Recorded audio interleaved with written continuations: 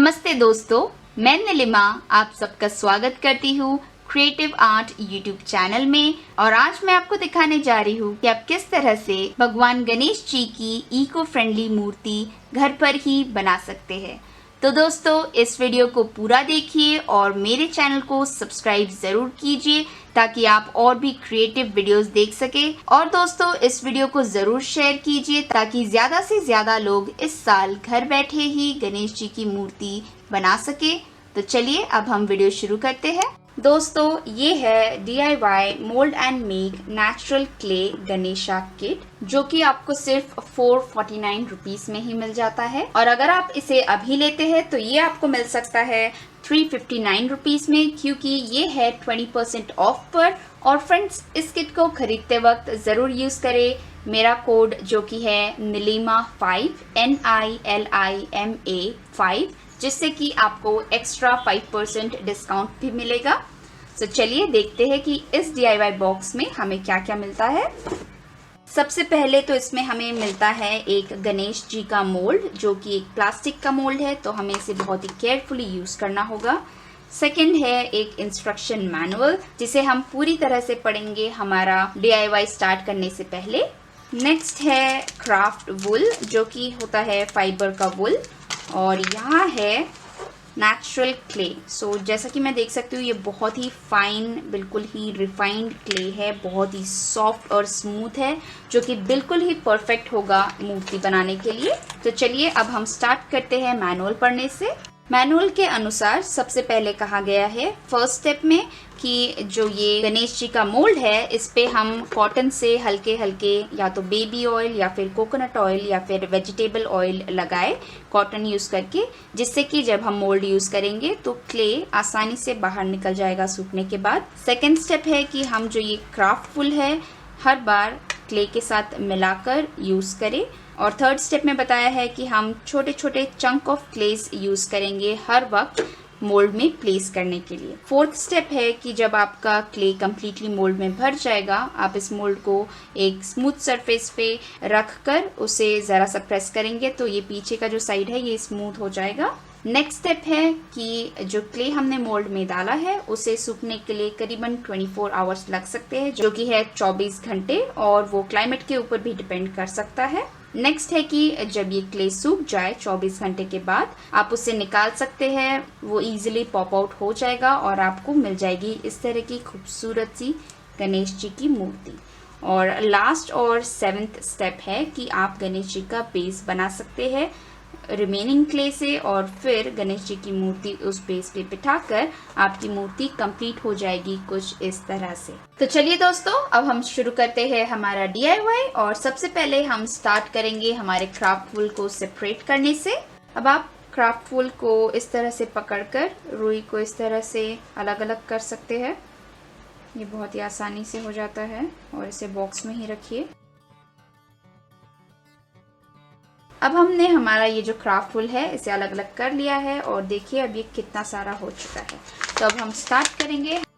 और सबसे पहले मैं स्टार्ट करूँगी इस एयर सील पैकेट को खोलने से, क्योंकि काफ़ी टाइटली बाइंड किया गया है। और मैं देख सकती हूँ कि इसके अंदर एक और पैकेट है जिसमें क्ले को पैक किया गया है। तो अब दोस्तों हम शुरुआत करेंगे हमारे बेस को प्रिपेयर करने से। सबसे पहले मैंने यहाँ पे लिया है ज़रा सा घर का कॉटन, और मैं उसमें ऐड करने वाली हूँ ऑयल।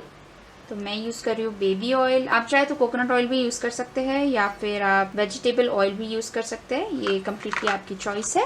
और इस तरह से कॉटन को लेकर हम कंप्लीट हमारा जो बेस है इसको ग्रीस करने वाले हैं, जिससे कि जब हम इसमें क्ले डालेंगे तो क्ले आसानी से पॉप आउट हो जाएगा सूखने के बाद। ओके, तो अब ये हो चुका है। चलिए अब हम शुरुआत करते हैं क्ले को प्रिपेयर करने से। अब दोस्तों मैं क्ले को पीस बाय पीस कट करने वाली हूँ छोटे छोटे पीसेस में, और उसमें हम मिलाएंगे थोड़ा थोड़ा सा क्राफ्ट वुल।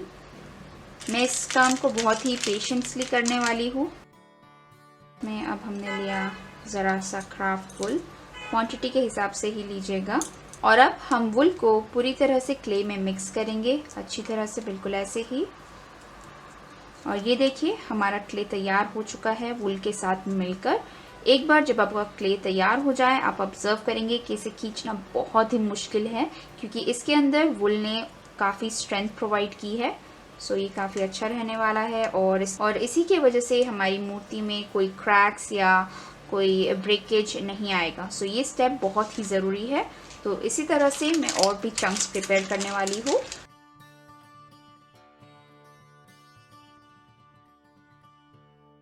इस प्रोसेस को करने में मुझे बहुत ही मज़ा आ रहा है और काफ़ी फ़न है। काफ़ी दिनों बाद मैंने इस तरह से मिट्टी में अपने हाथ डाले हैं।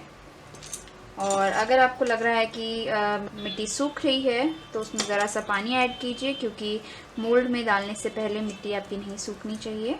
तो अब दोस्तों हमारा क्ले रेडी हो चुका है और मैंने काफ़ी सारे चंक्स प्रिपेयर किए हैं कुछ इस तरह के, और हमारा मोल्ड भी तैयार है जिस पे हम पहले से ही ऑयलिंग कर चुके हैं।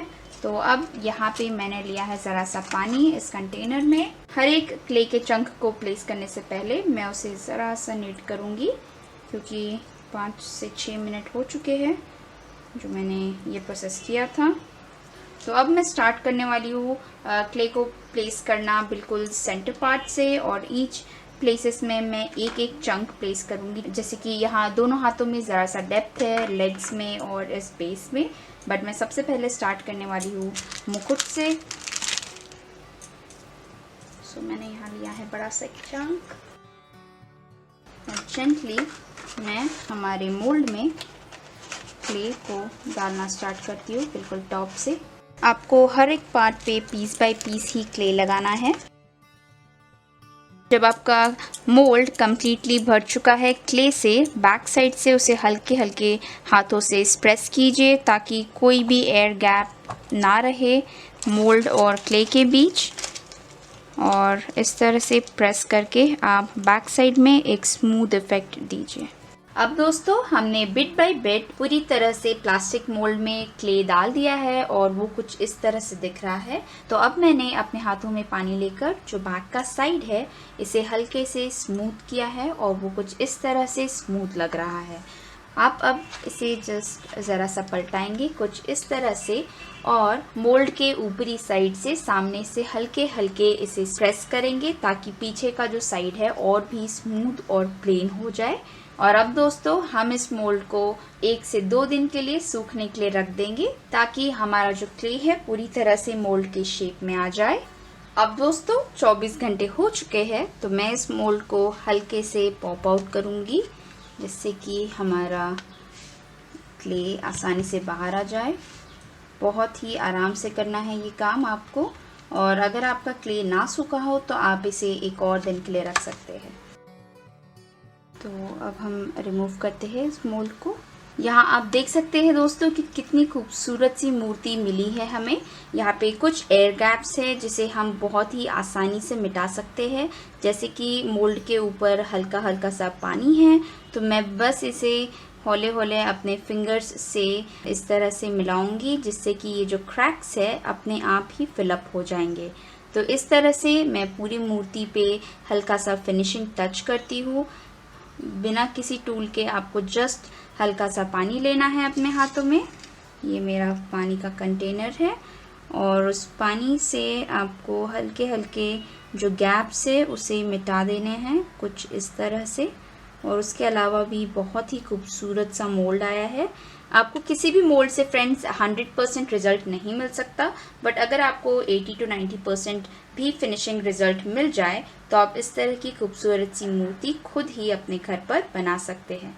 तो अब दोस्तों मैं यहाँ पे जितने भी क्रैक्स है उन्हें फिलअप करने वाली हूँ। अब दोस्तों और कुछ देर बाद हमारा मूर्ति करीबन 80% सूख चुका है और मैं अपने स्कल्पचर टूल्स की हेल्प से कुछ कार्विंग कर रही हूँ, और जो भी फीचर्स है इस मूर्ति में मैं उन्हें और उभारने की कोशिश कर रही हूँ। जैसे कि मैंने यहाँ पे धोती पे, आसन पे और काफ़ी आप देख सकते हैं मुकुट के एरिया पे किया है। तो अब मैं आपको दिखाने वाली हूँ कि किस तरह से मैंने ये कार्विंग की है। तो अब हम इसे करने वाले हैं हाथों पे। तो सबसे पहले हम लेंगे कुछ इस तरह का कोई नाइफ या एक पिन, और इससे मैं बाउंड्री ड्रॉ करने वाली हूँ। हल्का सा स्केच करूँगी मैं बस। इससे पहले दोस्तों जहाँ पर भी ज़रूरत थी मैंने वहाँ पे क्ले को स्मूथ कर लिया है। जस्ट अपने फिंगर्स को ज़रा सा गीला करके टैप टैप टैप करेंगे तो जो सरफेस है वो स्मूथ हो जाएगा। ये हम कार्व कर रहे हैं फिंगर्स को, जो हल्के डिटेल्स देगा। और इसके बाद मैं यूज़ करने वाली हूँ कुछ इस तरह का पॉइंटी टूल, जिससे कि हम इसी लाइंस के ऊपर से जाएंगे और एक गहरा सा कर्व बनाएंगे शेप, जिससे कि जो फीचर्स है हाथों के, फिंगर्स के और भी उभर जाएंगे। आप इजीली जो भी ये एक्स्ट्रा क्ले होता है एक ब्रश की हेल्प से ब्रश आउट कर सकते हैं कुछ इस तरह से, और दोबारा फिनिशिंग टच दे सकते हैं। आपको कई तरह के टूल्स मिलते हैं, तो आपको जो भी टूल कंफर्टेबल होता है उसे यूज़ करके आप अपने स्कल्पचर को शेप दीजिए और एक स्मूथनेस भी दीजिए। तो आपका स्कल्पचर हो जाने के बाद स्लाइटली एक्स्ट्रा जो भी क्ले है आप उसे ब्रश से निकाल सकते हैं कुछ इस तरह से। तो अब दोस्तों आप इसी तरह से अपने गणेश के स्कल्पचर को स्कल्पचर टूल्स की हेल्प से कार्व कर सकते हैं, अलग अलग डिज़ाइंस दे सकते हैं। जैसे कि मैंने धोती पे दिया एक नेचुरल लुक, और यहाँ पर भी आप देख सकते हैं कि मैंने काफ़ी कार्विंग की है जिससे कि ये मूर्ति बहुत अच्छी लग रही है। अब मैं आपको दिखाने वाली हूँ कि मैंने इस तरह की डिज़ाइन कैसे की है स्कल्पचर टूल की हेल्प से।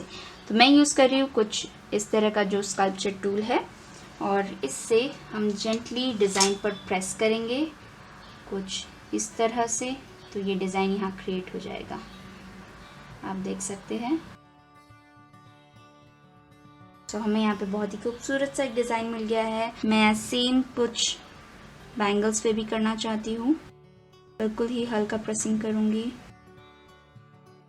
आप चाहे तो और भी डिज़ाइंस ऐड कर सकते हैं, ये कम्प्लीटली आपकी चॉइस है। अब इसी तरह से मैंने गणेश जी के हाथ में लड्डू बनाने के लिए और उनकी ज्वेलरी बनाने के लिए मैंने ये डिज़ाइन और भी जगह यूज़ किया है, जैसे कि आप देख सकते हैं मुकुट के कॉर्नर्स पर और गणेश जी के हाथों के बैंगल्स पर।